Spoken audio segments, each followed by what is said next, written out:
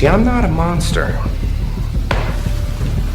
I'm just ahead of the curve. Hello, welcome to the channel. I am the Ghost of Eight, and in today's video we're going to have an actual serious and real talk when it comes to Black Ops 7 and the controversies surrounding it right now.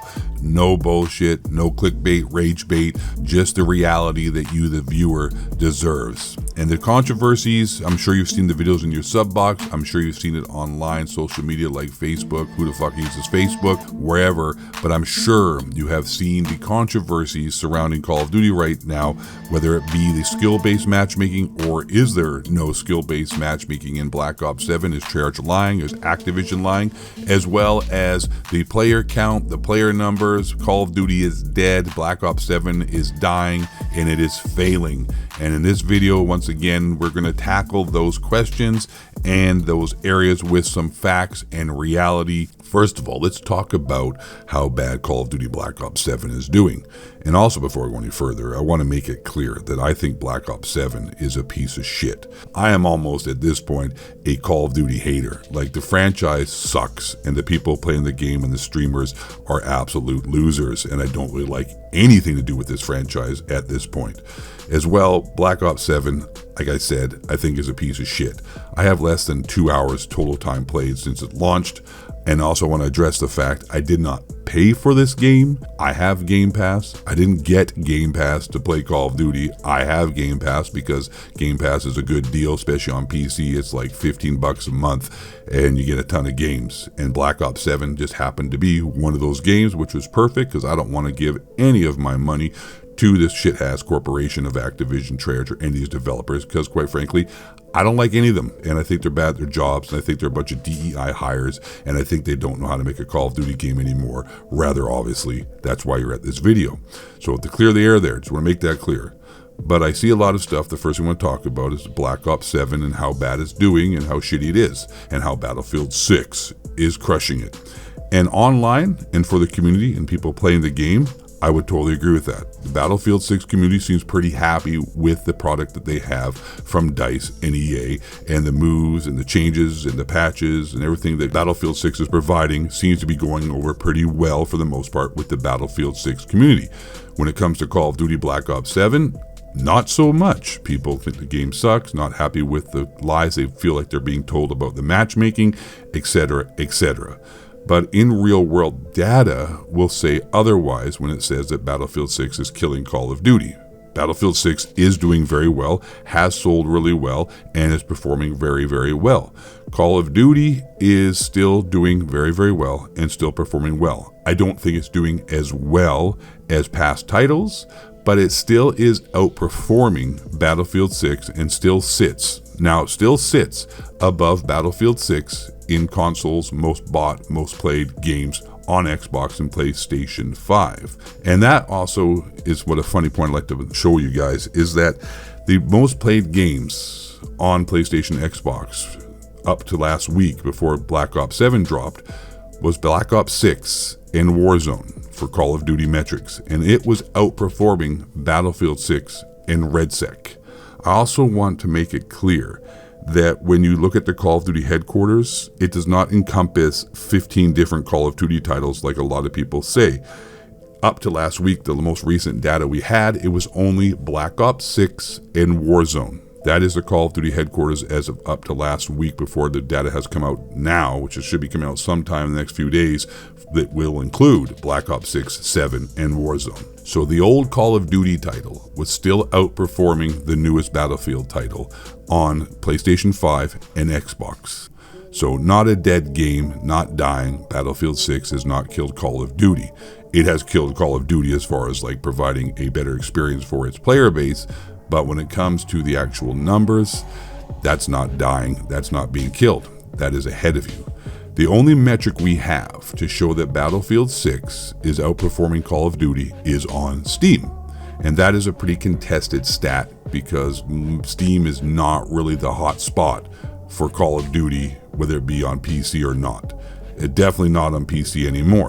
But full-fledged, full honesty, Battlefield 6 is performing amazingly well on Steam. I mean, it has dropped a lot. We're down to 200,000 concurrent players. It was up to 500, 600, 700, 800,000 almost, which, you know, is expected because obviously as more games come out like Arc Raiders and Black Ops 7 for that matter, people are going to start to migrate to those games, and Arc Raiders is actually destroying Battlefield 6 on Steam.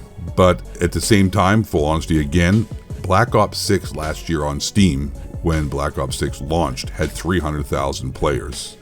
This time around for Black Ops 7, it has around 100,000 at most, more so, you know, hovering around the 80,000 mark. That's a huge drop off. But once again, the only metric we have to show that Black Ops 7 is getting its ass kicked by Battlefield 6 is on Steam. So if Call of Duty is failing, it needs to fail harder because it's still doing obviously well. And that is the no bullshit, no spin, just facts, Jack. Real information for you there. Do what you want with that, take it as you will. Now, the second point I want to address is the big controversy with the skill-based matchmaking, or there is no skill-based matchmaking in Call of Duty Black Ops 7. Now, you know, as you know, during the beta, we were shown open playlists with no skill-based matchmaking, and everybody was super hyped about that, myself included. In fact, that was probably the only reason I was excited about Black Ops 7, was that we were promised old school Call of Duty matchmaking with no skill-based matchmaking and no disbanding lobbies.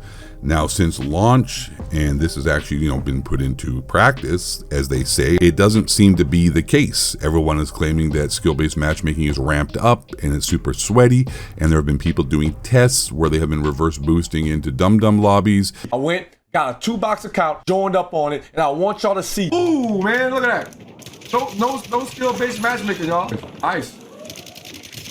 And I even got some more gameplay to back it up straight from my PS5 when the 2-box plays by itself. This might be the greatest finesse we done never seen. I just want to show y'all once again the regular lobbies. These boys are sliding out, full of caffeine, absolutely turned. You understand me? This boy 360 slams my shit. I can even hang in these lobbies as well, so don't get it twisted though. 2-box or not. Now watch this. Look at the difference.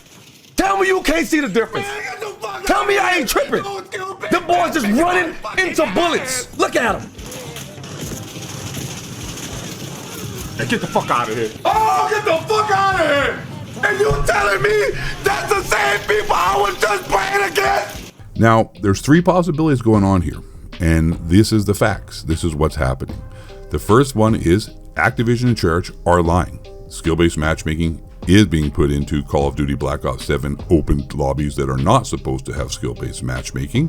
2, skill-based matchmaking is needed, and all the data they claim, you know, substantiates their claims that skill-based matchmaking is better for player retention and overall happiness is correct. Or 3, only sweats bought the game. And by that I mean this. The game sales seem to be down. The only stats we have so far, like I said, are Steam, which are down, and also UK physical copies of Black Ops 7 is 60% less than last year. So there are only tryhards or hardcore Call of Duty players who bought this game, and there are no noob, sweats, or very few mediocre players actually populating the lobbies in this game anymore. So here is my opinion, and actually I do believe this is the correct opinion. We saw the guy, the black dude, previously do his test on a reverse boosted account, and you could see the very big difference between regular lobbies and the reverse boosted lobbies. So there is skill-based matchmaking in Black Ops 7 without a doubt. However, if you were not looking for the truth and just looking to jump to conclusions, you're going to say, the skill-based matchmaking, Treyarch is lying, oh my god, they lied, skill-based matchmaking, look at, he reverse boosted into 2-tiered lobbies, which is true but not true if you want to really just be honest. Yes, there is skill-based matchmaking in Black Ops 7. Minimal, quote-unquote minimal, as Treyarch says. But it is more so this is what's happening. Black Ops 7 has a 2-tiered skill-based matchmaking system happening right now. Just 2 lobbies. We have one, everybody, and then the other lobby is mentally challenged people with head injuries or women playing Black Ops 7. Boom, roasted. But unfortunately, the lobbies that all of us are in are sweaty as fuck because not a lot of casuals bought Black Ops 7. First reason for that is campaign. As silly as that sounds, a lot of casual Call of Duty consumers like to play the campaign.